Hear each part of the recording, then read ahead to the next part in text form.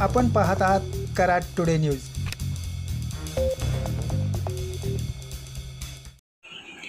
उड्डाणपुलाच्या भराव कामासाठी व सेवा रस्त्यासाठी हॉटेल पंकजमधील पार्किंग समोर असणारी झाडे तोडण्यात आली असून सर्व्हिस रस्त्यासाठीची तयारी सुरू करण्यात आली आहे।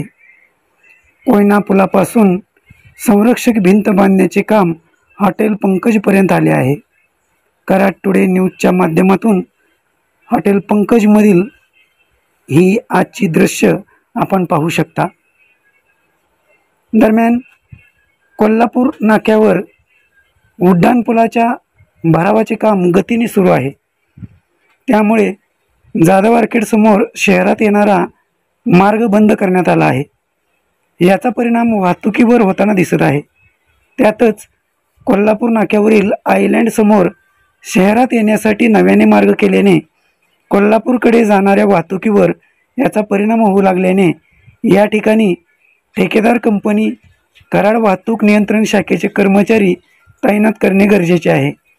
शहरात येण्यासाठी जुना मार्ग बंद व नवा मार्ग सुरू केल्यामुळे तसेच उड्डाणपुलाच्या भरावाचे काम सुरू असल्याने हॉटेल पंकज ते हॉटेल संगम दरम्यान वाहतूक धोकादायक बनली आहे। आपण पाहू शकता शहरात येणारी वाहने व कोल्हापूरकडे जाणारी वाहने यामुळे या ठिकाणी वाहतुकीची कोंडी होताना दिसत आहे।